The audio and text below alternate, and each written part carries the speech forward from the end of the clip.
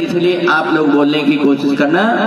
मैं 4 पद में अलग अलग बोलूंगा, तो आप लोग भी बोलना। सच्चिदानंद रूपाय, सच्चिदानंद रूपाय, विश्व उत्पत्त्यादि हेतवे, तापत्रय विनाशाय, श्री कृष्णाय वयं नुमः, श्री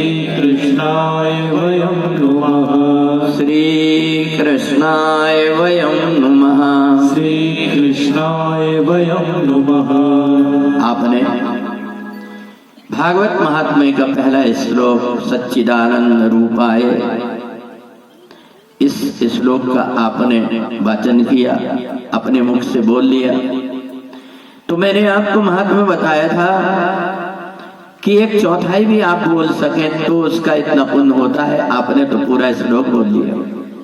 तो इसलिए ये पहला जो श्लोक है जो आपने बोले, ये श्लोक भगवान का हृदय है। जिसने भी इस श्लोक को सुन लिया, बोल लिया, भगवान के हृदय में उसका स्थान बन गया। तो इसलिए ये जो भागवत का इतना महत्व है, देवता लोग बड़े प्रसन्न हो गए। वेद व्यास जी ने जब ये लिखा पुराण, ब्रह्मा जी ने कहा मैं भी सुनूंगा। सारे देवता आ गए, 33 कोटि देवता, 33 कोटि देवता बड़े प्रसन्न होकर के ब्रह्मा जी से भागवत कथा सुनने लगे। उस समय जब नारद जी आए तो नारद जी को बड़ा दुख लगा। नारद जी ने कहा ब्रह्मा जी, मैं ही एक ऐसा भागा हूं जो भागवत की कथा नहीं सुन पाऊंगा, क्योंकि भागवत की कथा 7 दिन सुनना पड़ता है और मेरी किस्मत में तो 2.5 घड़ी में ही मेरे पैर उठने लगते। तो उस समय ब्रह्मा जी ने कहा तुम चिंता मत करो, मैं तुमको 2.5 घंटे की 2.5 घड़ी में ही तुमको भागवत की पूरी कथा सुना दूंगा। और 4 श्लोक बना करके ब्रह्मा जी ने जब सुनाया तो उसको चतुश्लोकी भागवत है। 4 श्लोक में नारद जी को सुना दिया। नारद जी ने जब 4 श्लोक में कथा सुना तो नारद जी को ऐसा लगा कि 7 दिन मेरे को कथा सुनने को कब मिलेगी। मन के अंदर जब इच्छा होती है, तो जैसे डॉक्टर साहब के मन में इच्छा हुई तो भले अनेक प्रकार की परिस्थितियां विपरीत भी आई, परंतु व्यक्ति ने जब इरादा पक्का कर लिया कि नहीं मेरे को करना ही है, तो सारी परिस्थितियां अनुकूल हो जाती हैं। तो इसलिए नारद जी को भी मन में इच्छा थी कि मेरे को 7 दिन की भागवत सुनने को मिलेगी। तो भगवान का तो एक स्वभाव है कि राम सदा सेवक रुचि राखी,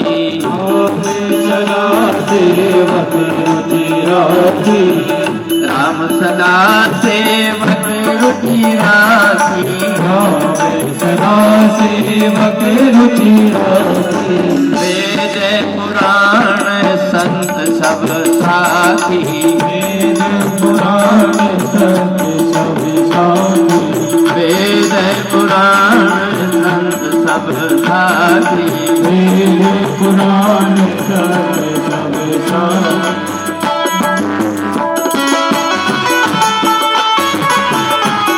इच्छा है वो कोई ना कोई तरीके से पूरी करते हैं। नारद जी के मन में इच्छा थी, तो नारद जी ने मन में विचार किया कि चलो मैंने भागवत तो सुन लिया, अब चल करके एक बार जहाँ कन्हैया ने जन्म लिया है वो जगह का भी जाकर के दर्शन कर लूं। और भगवान का कहाँ प्राकट्य हुआ है, गए तुम? वृंदावन में। तो नारद जी के मन में इच्छा हुई, देखो तुम भागवत कथा सुन लेंगे तो शायद तुम्हारी भी इच्छा लगेगी कि एक बार हम भी देखें।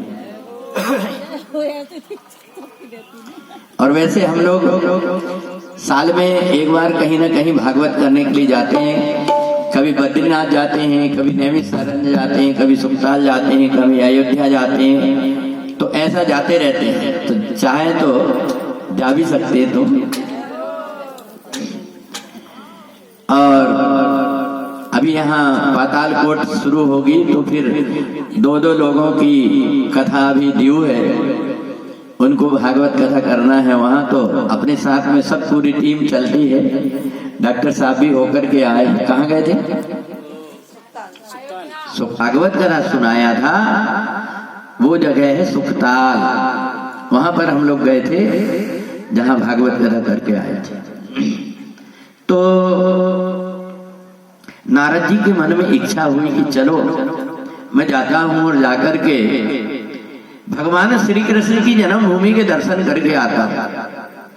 तो जैसे ही वृंदावन में पहुंचे नारद जी, तो नारद जी हमेशा कौन सा मंत्र जपते हैं आपको पता है ना? नारायण नारायण।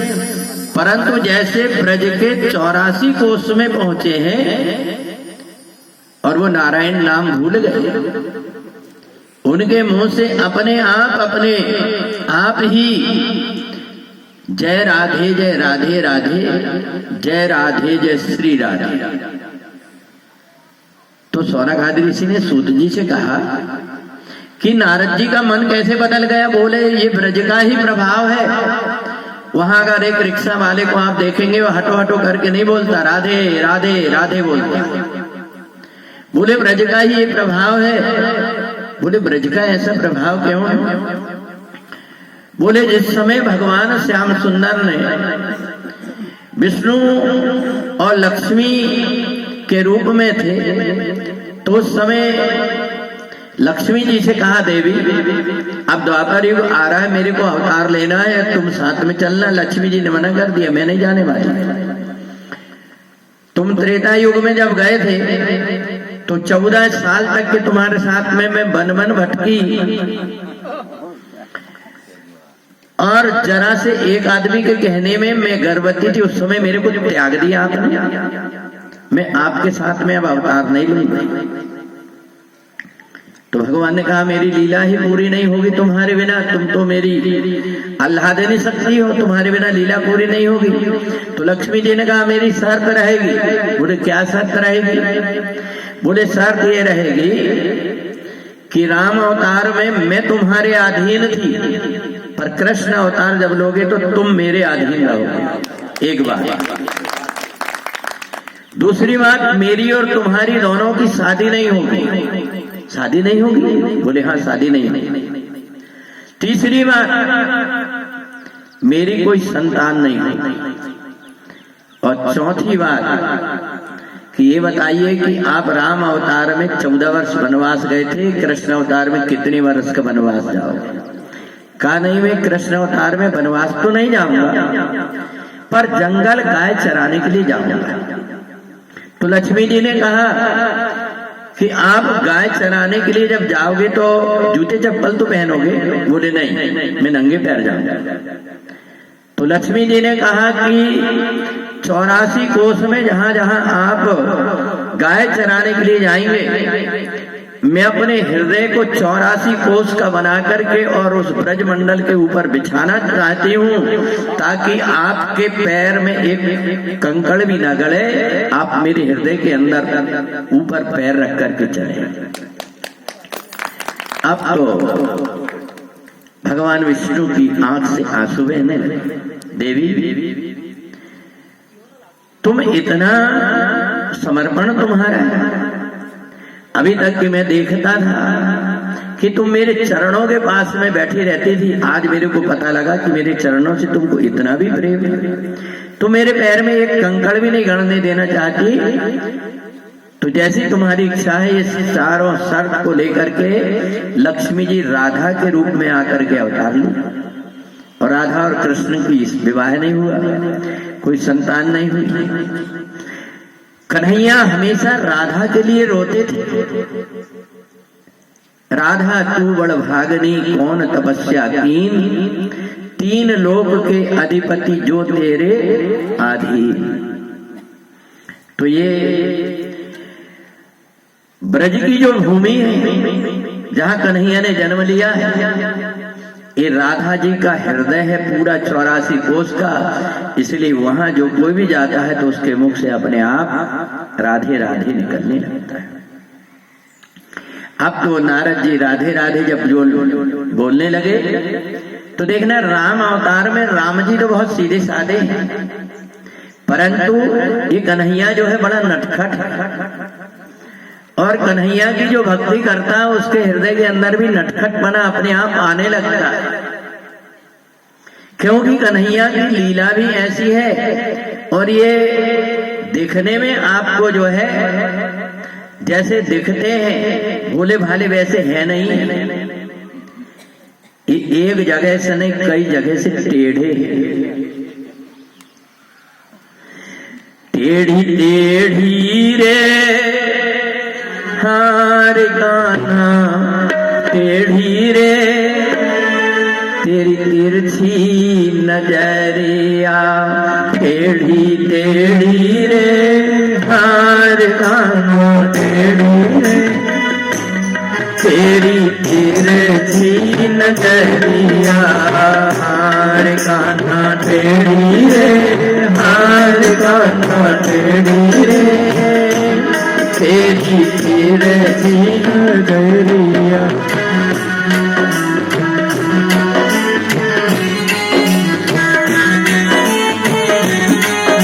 टेढ़ी गर्दन टेढ़ी और चलते भी है तो टेढ़े दूसरों को छेड़ते हुए चलते।